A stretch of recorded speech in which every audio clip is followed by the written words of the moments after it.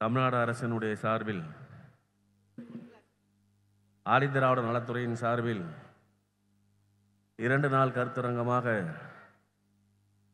அல்லது பண்பாட்டு நிகழ்வாக நடைபெறக்கூடிய ஆதி கலை கோயில் என்ற இந்த பண்பாட்டு நிகழ்வில் பங்கேற்று பேசுவது மிகுந்த மகிழ்ச்சி அளிக்கிறது.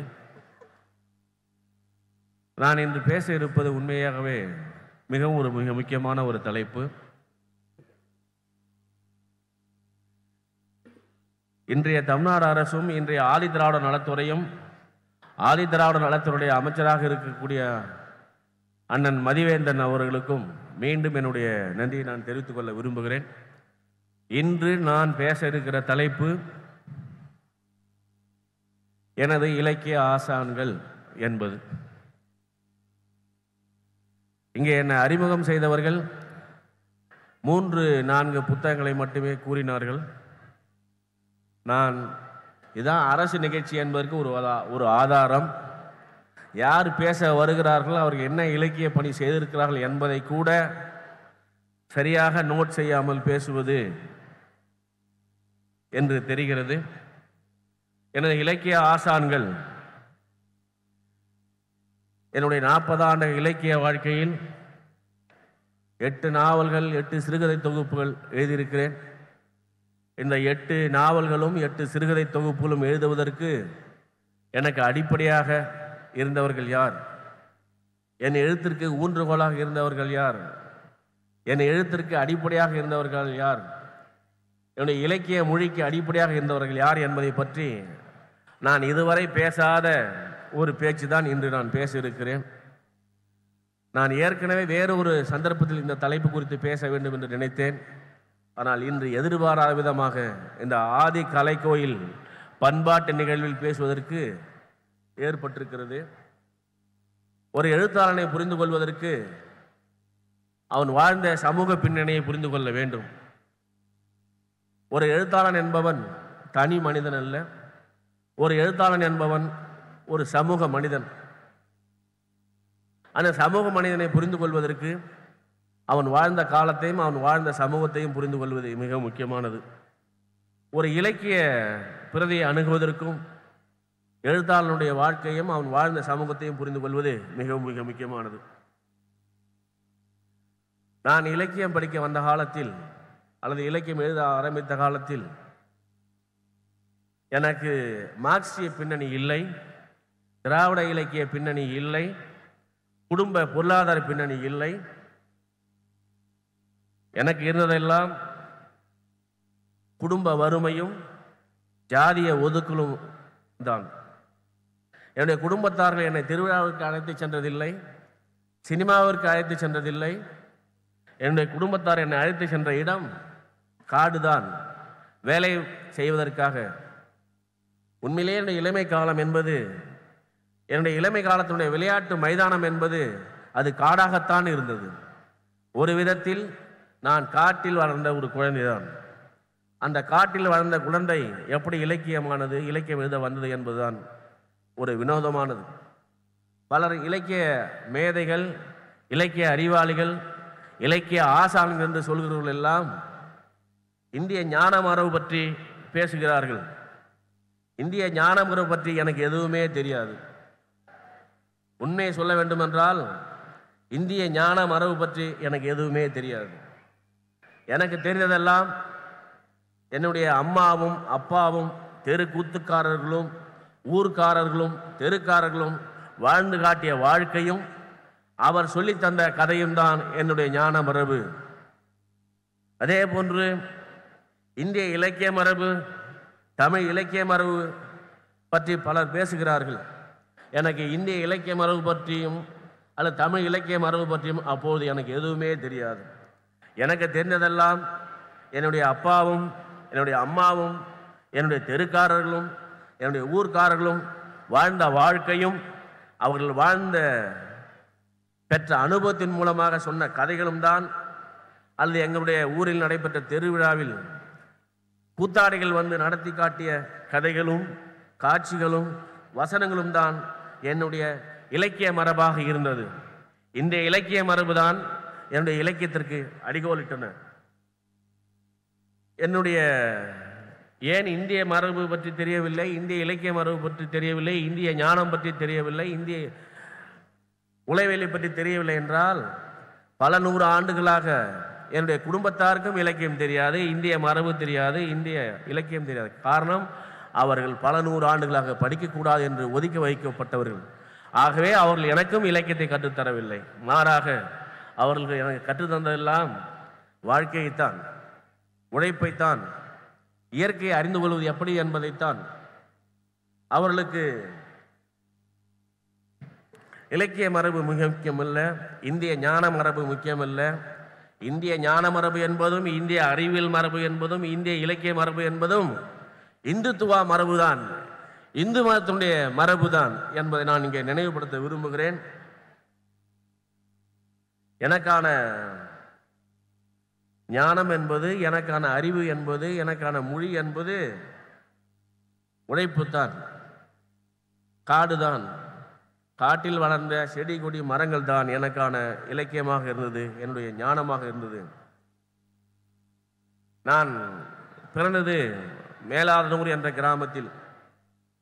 அந்த ஊரில் இருந்த ஓடை, அந்த ஊரில் இருந்த புளிய மரம், அந்த ஊரில் இருந்த ஆலமரம், அந்த ஊரில் வாழ்ந்த மனிதர்கள், அவர்கள் வாழ்ந்த வாழ்க்கை தான் என்னுடைய முதல் இலக்கிய ஆசான்கள். அதன் பிறகு நான் கழுதூர் என்ற ஒரு ஊருக்கு வருகிறேன். அந்த ஊரில் இருந்த மனிதர்கள், அந்த தெருவில் இருந்த மனிதர்கள், அங்கு இருந்த மரம், செடி கொடி, ஆறு, ஓடை, இவைகள் தான் என்னுடைய 2வது இலக்கிய ஆசான்களாக இருந்தது. நான் 6 முதல் 8ஆம் வகுப்பு படிக்கும் வரை எனக்கு பக்கத்தில் உட்கார்ந்தால் தீட்டுப்படு கொண்டு ஒதுங்கி சென்று உட்கார்ந்தார்கள் அல்லவா அந்த மாணவர்கள், அவர்களும் என்னுடைய இலக்கிய ஆசான்கள் தான்.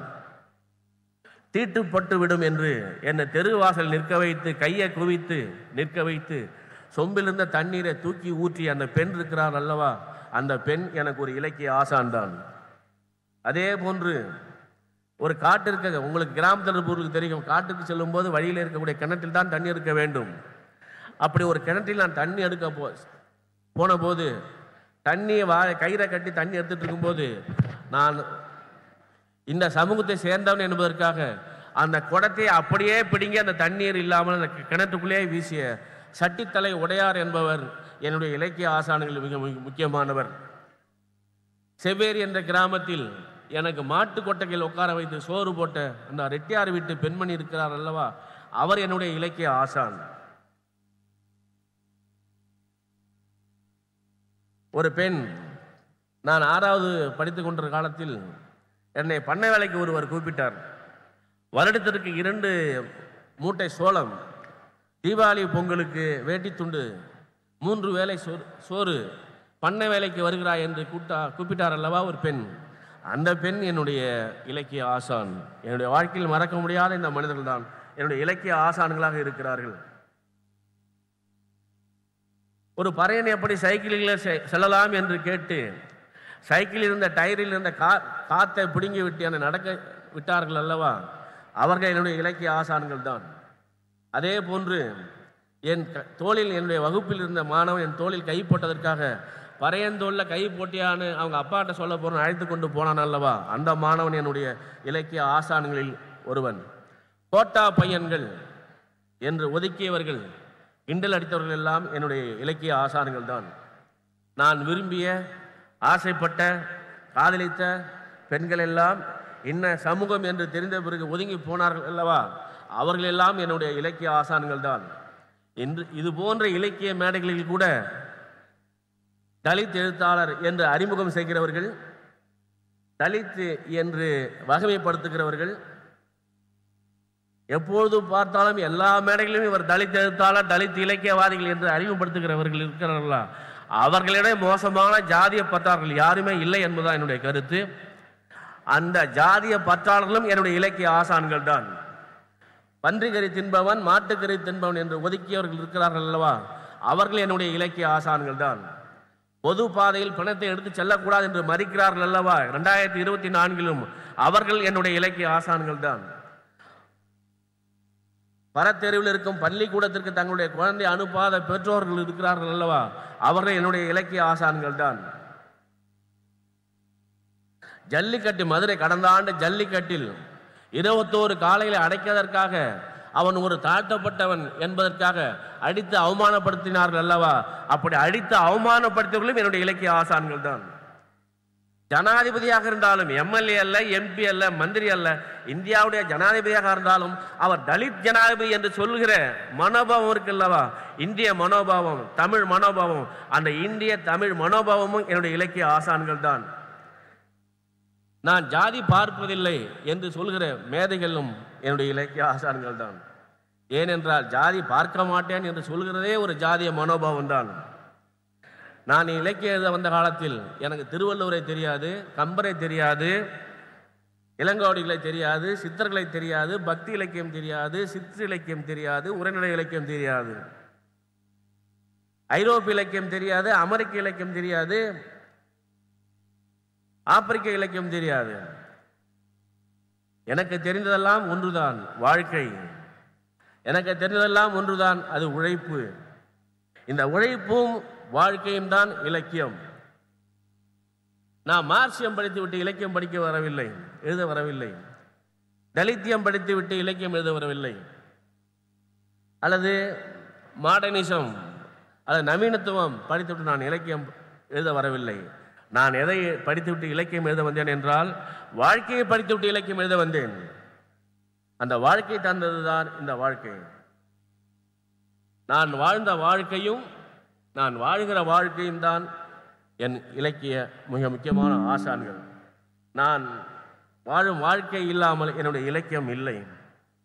என்னுடைய இளமை காலத்தில் என்னுடைய மிகப்பெரிய ஆசைகளாக இருந்தது என்னவென்றால் 10-20 காணி நில வேண்டும், ஒரு மாட்டு வண்டி வேண்டும், ஒரு மெத்தை வீடு வேண்டும், வருஷத்திற்கு 20 மூட்டை எள் விளைய வேண்டும், வருஷத்திற்கு 20-30 மூட்டை கடலை விளைய வேண்டும், வருஷத்திற்கு 20-30 மூட்டை சோளம் விளைய வேண்டும் என்ற கனவுதான் இருந்தது.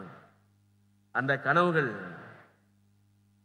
இப்போது என்னுடைய இலக்கிய ஆசான்களாகத்தான் இருக்கிறது. இது எல்லாமே என்னுடைய 20 வயதுக்கு உட்பட்ட இலக்கிய ஆசான்கள். இந்த இலக்கிய ஆசான்கள் இல்லாமல் நான் இலக்கியவாதியாக இருக்கவே முடியாது. இதுவரை சுப்ரீம் கோர்ட்டில் 864 பேர் நீதிபதிகளாக நியமிக்கப்பட்டிருக்கிறார்கள். அவற்றில் 21 பேர் தான் SC ST பிரிவினை சேர்ந்தவர்கள். இந்த 21 பேரை மட்டுமே நியமனம் செய்த அந்த அறிவாளிகள் இருக்கிறார்கள் அல்லவா, அவர்களும் என்னுடைய இலக்கிய ஆசான்கள் தான். இப்படி நான் பட்டியலிட்டவர்கள் எல்லாம் இல்லாமல் இந்த பட்டியலிட்டவர்களெல்லாம் நீக்கிவிட்டு என்னால் இலக்கியம் எழுத முடியாது. இவர்கள் தான் என்னுடைய இலக்கிய ஆசான்கள். இந்த பட்டியலில் உள்ளவர்கள் எல்லாம் இல்லாமல் ஒருபோதும் என்னால் இலக்கியம் எழுத முடியாது. இவர்களைத்தான் நான் மீண்டும் மீண்டும் நினைவு கொள்கிறேன். இந்த சமூகத்தில் வாழ்வது என்பது ஒரு குடத்தில் ஒரு பாம்பு இருக்கிறது, ஒரு குடத்தில் ஒரு பாம்பு இருக்கிறது, அந்த குடத்திற்குள் ஒரு மனிதன் வாழுகிறான். இந்திய அல்லது தமிழ் சமூகத்தில் ஒடுக்கப்பட்டவர்கள், தாழ்த்தப்பட்டவர்கள் இந்த சமூகத்தில் வாழ்வது என்பது குடத்தில் இருக்கும் பாம்புடன் வாழ்வதற்கு இணையாகும் என்று கூறி முடித்துக் கொள்கிறேன். நன்றி, வணக்கம்.